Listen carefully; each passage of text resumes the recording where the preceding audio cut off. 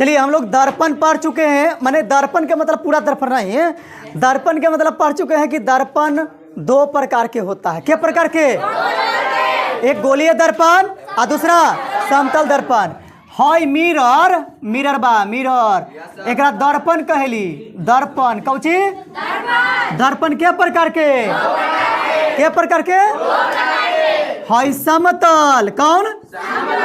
Plane ना, plane mirror. आई इसको बोलते हैं गोलीय। कौन बोलते हैं? गोलीय दर्पण, है ना, जिसको स्फेरिकल मिरर कहते हैं। गोलीय दर्पण, है ना, गोलीय दर्पण, स्फेरिकल मिरर। अब यहाँ से स्टार्ट करते हैं, क्या कि ये लोग हम पढ़ चुके हैं, मतलब कि क्या प्रकार के होता है, लिखवाए ना। गोलीय दर्पण क्या प्रकार के? अवतल और उत्तल। तो अब चलते हैं प्लेन मिरर, शुरुआत से, एकदम शुरू से, है ना। तो प्लेन मिरर लिख के डैश दीजिए। चलिए अब इस समतल लिखते हैं, समतल, समतल दर्पण, है ना। प्लेन मिरर, देखिए प्लेन मिरर समतल दर्पण क्या होता है पहले समझे के, है ना। जिसका प्रवर्तक सतह समतल होता है। प्रवर्तक मतलब किसको कहते हैं? कि जिस पर प्रकाश का पड़ करके लौटने की क्रिया को कुछ कहते हैं। एक फिर से समझिएगा, प्रवर्तक सतह किसको कहते हैं? जिस पर प्रकाश आता है और टकरा के लौट जाता है उसको प्रवर्तक सतह कहते हैं। जिस पर प्रकाश आएगा टकरा के लौट जाएगा उसको प्रवर्तक सतह कहेंगे। तो ये प्रवर्तक सतह हो गया इसका। अभी कह रहा है समतल दर्पण। तो समतल दर्पण वैसा दर्पण जिसका प्रवर्तक सतह समतल हो। समतल माने बराबर हो, एकदम बराबर हो, है ना। देखो ऐसे ऐसे टेढ़ी मेढ़ी वक्र रहता है ना, तो इस पर भी प्रकाश का प्रवर्तन होता है, ऐसे करके आता है, ऐसे करके चला जाता है, होता है ना। तो इस समतल के मतलब इसका प्रवर्तक सतह एकदम समतल होना चाहिए, कर्व नहीं हो, ठीक है। तो लिखिएगा समतल दर्पण, लिख के डैश दीजिए। चालू कर लेते हैं। देखिए समतल दर्पण का चित्र बताएं, समतल दर्पण का रेख गुजार रहे हैं तो ये समतल दर्पण हो गया। लेकिन ये चित्र बताए हैं समतल दर्पण का है, लेकिन खास क्या है तो देखिए ये जो है ना, इसमें इसको बोलते हैं सिल्वर पेंट, है ना। इस सिल्वर सिल्वर पेंट, है ना, पेंट कहते हैं। सिल्वर पेंट क्या होता है कि अगर सिल्वर पेंट नहीं कर रहेगा तो आपको मुंह में नहीं दिखाई देगा। जैसे एगो कांच के ले लीजिए और उसको ऐसे देखिए आर पार नजर आना चाहिए, और उसको ले करके पेंट को उठा लीजिए, उसको रंग दीजिए तो पेंटवा नजर आएगा, चेहरवा नहीं। कारण क्या होता है कि उसमें सिल्वर पेंट नहीं होता है। सबसे पहले कांच को लेकर के, समतल कांच को लेकर के उसको सिल्वर पेंट चढ़ाया जाता है। कौन कर जाता है? Silver paint. तो सिल्वर पेंट कर दिए, उसका बाद में सिल्वर पेंट को सुरक्षा करने के लिए उस पर एक पेंट चढ़ाया जाता है जो जनरल पेंट होता है, जो हम लोग जहाँ तहाँ इसी रगड़ देते हैं, है ना, कि मारी मारी में रंग देते हैं। वो पेंट को, सिल्वर पेंट को सुरक्षा के लिए लगाया जाता है, इसको बोलते हैं सामान्य पेंट। सामान्य पेंट, पॉइंट नहीं जी, पेंट, सामान्य पेंट। ये सिल्वर पेंट है। कौन पेंट? आई कौन पेंट है? सामान्य पेंट। सिल्वर पेंट क्या करता है? प्रकाश को अच्छा से परावर्तन करता है। क्या करता है? परावर्तन करता है। आई सिल्वर पेंट को सुरक्षा कौन देता है? सामान्य पेंट। जिसको पेंट कर रहता है, दो को पेंट रहता है, वो आईना जो मुंह में देखते हो ना, मुंह ऐसे करके, हाँ, थोपड़ा, ये जो रहता है ना, ई में, तो ये सतह होता है। कौन सी होता है? सतह। सतह कौन सतह? तो परावर्तक सतह, परावर्तक सतह होता है। इसी में चेहरा दिखाई देता है, ठीक है। तो चलिए इसको पढ़िए। पहला क्वेश्चन, दो तरह का क्वेश्चन उठता है इसमें, है ना, और दोनों इंपॉर्टेंट है, इंपॉर्टेंट, और दोनों इजी है, बीजी नहीं, इजी। देखो, समतल दर्पण का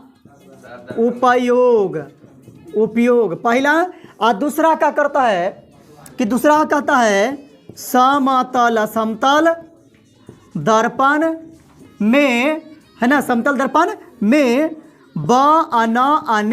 बनने वाला प्रतिबिंब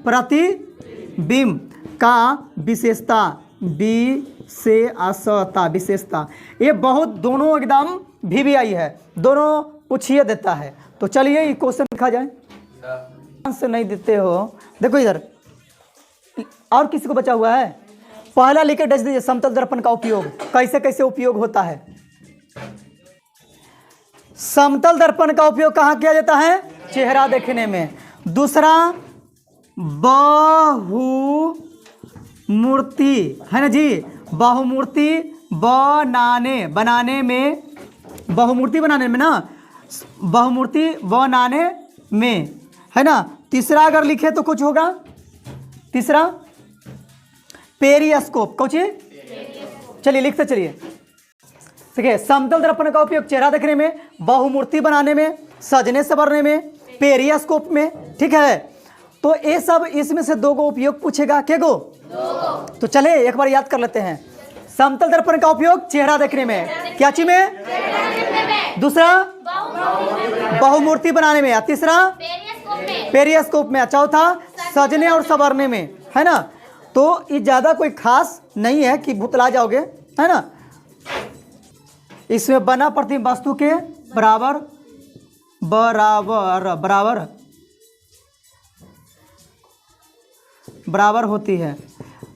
याद नहीं रहता है मोबाइल चालू करने के लिए जी, रिकॉर्डिंग चालू करने के लिए। चौथा, इसमें बना प्रतिबिंब पार्श्विक रूप से उल्टा होता है ना।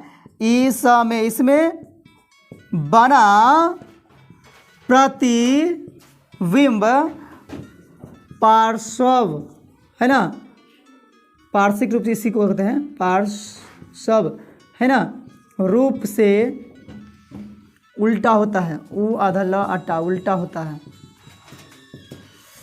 होता है। ठीक है, चलिए इसमें देखिएगा ध्यान से। समतल दर्पण में बने वाला प्रतिबिंब की विशेषता, इसमें बना प्रतिबिंब काल्पनिक होता है। बना प्रतिबिंब क्या होता है? इसमें बना प्रतिबिंब सीधा होता है। इसमें बना प्रतिबिंब वस्तु के बराबर होता है। इसमें बना प्रतिबिंब पार्श्विक रूप से उल्टा। तो सभी को समझेंगे।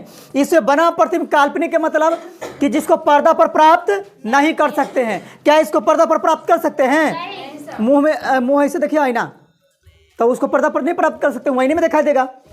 तो जिसे प्रतिबिंब को पर्दा पर प्राप्त करते हैं उसी को वास्तविक बोलेंगे। ठीक है, तो इससे बना प्रतिबिंब काल्पनिक होगा, आईना में देखता हो काल्पनिक होता है। ठीक है, इसमें बना प्रतिबिंब सीधा होता है। सीधा के मतलब हमने नाक मुंह ऐसे करके देखेंगे तो उल्टा दिखाएगा थोड़े, ऐसे दिखाएगा ना। इसमें बना प्रतिबिंब वस्तु के बराबर होता है। जितना बड़ा नाक रहेगा उतना ही बड़ा उसमें नाक दिखाएगा। ऐसे बना प्रतिबिंब पार्श्विक रूप से उल्टा होता है। पार्श्विक का मतलब होता है कि अगर दाहिना हाथ से आईना में देखते हो, खाओगे या देखोगे तो उमें आईना में दिखाएगा बामा हाथ से, तो उल्टा होता है, उसी को पार्श्विक रूप से कहते हैं। समझ में आई लो? तो हई वाला विशेषता पूछता है, लिख ला। देखो बाबू नोट में लिखो, नोट है ना। यदि समतल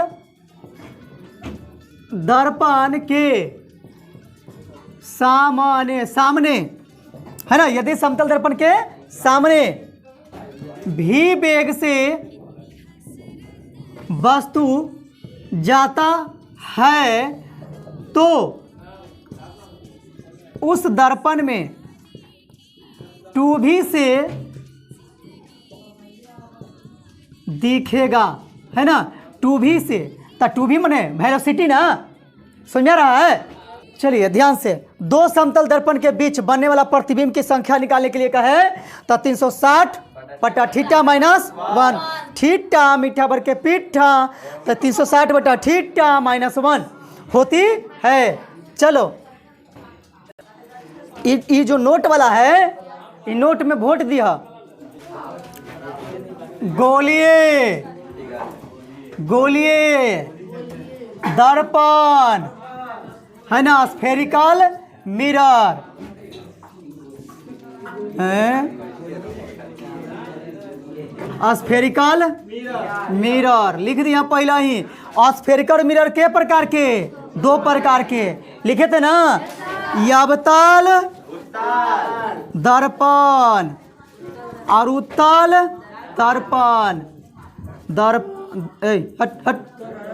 दर्पण ठीक है। तब पहला लेकर डैश दो ना, ये वाला डैश याद दो। एक मिनट रुक जो ये वाला फिगर पढ़ लो पहले, है ना जी। चलिए इधर देखिए बाबू लोग, हाई गोलीय दर्पण बा देखा गोल है, तो ध्यान रखता है सम पर। ऐसे बांट दिए, बांट दिए। ये गोलीय दर्पण को ऐसे बांटते, देखो कैसे बांटते हैं, ऐसे, कैसे, ऐसे। आइए हो गया हॉय से, ऐसे रंग दिए। आइए हु को ऐसे रंग देंगे, हो गया। देखिए ऐसे हो गया, देखो तो हो गया ना, अलग अलग, अलग अलग हो गया ना। अब चलो इसको सिम सिम, हाँ इसको ध्रुव पोल, इसको फोकस फोकल, इसको बकरता त्रिज्या कुछ कहते हैं, त्रिज्या। ए जी अजी त्रिज्या। आई एक्स वाई है ना जी, एक्स वाई। प्रधान अक्ष कहते हैं, कौन अक्ष, प्रधान अक्ष माने प्रिंसिपल एक्सिस, कौन ची, प्रिंसिपल एक्सिस, ठीक है समझिएगा। पी माने ध्रुव, दर्पण के मध्य बिंदु को ध्रुव कहते हैं। यहीं से क्लियर करेंगे। हाँ लो हो गया। देखो इसको डिफाइन करने के लिए पूछता है हमेशा, इसको डिफाइन करने के लिए क्या कहेगा समझिएगा। ये दर्पण है ना, इसका ये जो परावर्तक सतह धसल है, धसल है ना, आप तो दर्पण कहेंगे। लेकिन एक बात याद रखो, अरे देखो ना, दर्पण के मध्य बिंदु को ध्रुव कहते हैं। देखिए दर्पण के मध्य बिंदु, मध्य मने बीचों बीच, मध्य मने बीचों बीच, तो नहीं बोलेंगे, छोड़ो। दर्पण के मध्य बिंदु को, दर्पण के मध्य बिंदु को ध्रुव कहते हैं। अगर कोई कहेगा कि ध्रुव के डिफिनेशन बताओ, क्या कहिएगा कि दर्पण के मध्य बिंदुओं को ध्रुव कहते हैं। कहेगा कि अच्छा ये तो हो गया, फोकस बताओ, तो फोकस बताओ। तब फोकस कैसे बताएंगे, इसे ठेपी लगा लेते हैं।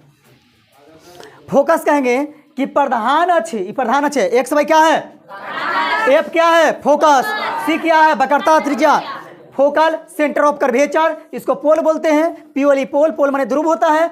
एक्स वाई प्रधान अक्ष होता है, कुछ होता है जिसको प्रिंसिपल एक्सिस कहते हैं। क्लियर। अब देखिए प्रधान अक्ष के समानांतर, प्रधान अक्ष के, प्रधान अक्ष के समानांतर जा रही प्रकाश की किरणें, इसे जाएगा, देखो जाएगा प्रकाश की किरणें दर्पण से परावर्तन के बाद जिस बिंदु से होकर गुजरेगा उसे फोकस कहेंगे। क्या कहेंगे, तब देखो इसको फोकस कहती है। अब फोकस का परिभाषा समझो। प्रधान अक्ष के समानांतर, समानांतर है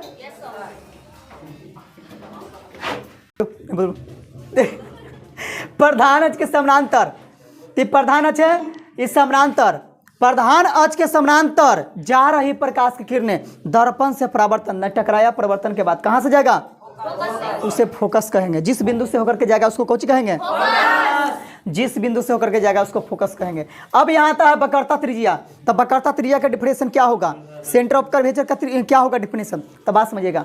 इसमें बोलेगा कि गोलीय दर्पण, कौन दर्पण, गोलीय दर्पण जिस गोले का भाग होता है उस गोले के त्रिज्या को बकरता त्रिज्या कहते हैं।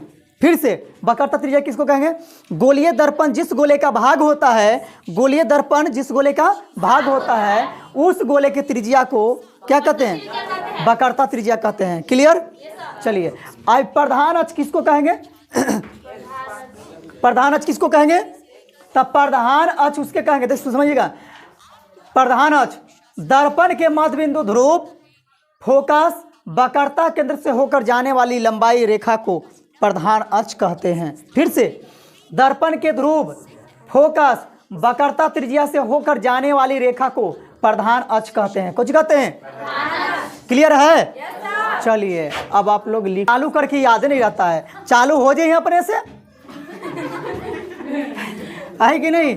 देखो जी दर्पण था, गोलीय दर्पण को दो भाग में काट दिए थे, अंदर से रंग दिए, कहां से, अंदर से। हाँ अंदर से। ये पी तो पी रहेगा, एफ तो एफ रहेगा, सी तो सी रहेगा, एक्स वाई प्रधान अक्ष रहेगा। मगर ये नम्मा बदल जाएगा, ये हो जाएगा उत्तल। कौन हो जाएगा, उत्तल दर्पण हो जाएगा। हाँ कौन दर्पण, हाँ। एक बात तो सच्चाई है, बता देते हैं कि इंसान जो होता है, दिख रहा है ना, पढ़ते रहिए, इंसान जो है कभी नहीं सोचता है कि हमको मरना कहिया है, लेकिन ये सच्चाई है कि आदमी मरेगा। कभी सोचा है कि हम आज मर जाएंगे, कल मर जाएंगे, कभी भयभीत हुआ है। तो लड़कन ऐसे काहे कहता कि हम पढ़ रहे हैं तो याद होगा कि नहीं होगा, अरे बुर्बक याद होगा रे, तू कभी सोचा है कि हम मरेंगे? लेकिन सच्चाई है कि मरेगा। आज मरे, कल मरे, परसों मरे, जहिया मरे, लेकिन मरना है। लेकिन कभी दिमाग में नहीं आता है कि हमको मौत है। ठीक उसी तरह, ठीक है, बहुत मारेंगे रे। दर्पण, अवतल दर्पण में किरण का स्थिति, किरण कैसे कैसे गुजरता है, ठीक है। तो स्थिति देखते हैं।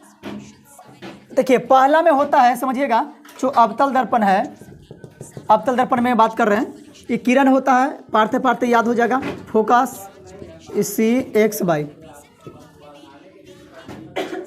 देखो बाबू, इसको ऐसे गुजारेंगे, प्रधान के समानांतर जा रहा है, इसको अभी नहीं समझेगा तो याद रखना आगे को नहीं समझ में आएगा। ये प्रधान के समानांतर जा रहा है, हो गया, तो यहां से टकराएगा और टकरा करके लौटेगा। वो बिंदुआ कौन बिंदुआ से? फोकस से लौट गया। इस सिचुएशन को याद रखना ही पहला सिचुएशन है ना, कि जब लिखेंगे जब किरण, है ना, जब किरण एक्स वाई के, है ना, एक्स वाई के समानांतर रहता है, समानांतर, है ना, समानांतर रहता है ना। तो कहाँ होगा? जब समानांतर रहेगा तो दर्पण से परावर्तन के बाद कौची से होकर के जाएगा? फोकस से। यदि हम फोकस से गुजारेंगे तो देखो फोकस यहाँ से जाएगा तो दर्पण से टकरा कर एक्स वाई प्रधानच के समानांतर हो जाएगा। याद रखना, जब फोकस से अगर इधरों से हम गुजारेंगे तो प्रधानच के समानांतर हो जाएगा। 3 सिचुएशन। एक और होता है वक्रता केंद्र से गुजारेंगे तो उसी पर टकरा करके लौट जाता है। ये 3 गो स्थिति इतना इंपॉर्टेंट है कि 6 स्थिति में बदलता है, ये 6 स्थिति में आगे बदलेगा। तो ये पहला स्थिति लिखिए, हाँ, फिर पर ये लिख करके कि जब किरण को फोकस से गुजारेंगे, तो फोकस से गुजारे हैं, दर्पण से टकराया और प्रधानच का समानांतर हो गया, ठीक है। ध्यान में रखना कि जब किरण को सी से गुजारेंगे, सी से गुजारेंगे तब पुनः उसी पर मतलब दर्पण से टकरा करके पुनः उसी पथ पर लौट आता है। याद रखिएगा इस सिचुएशन।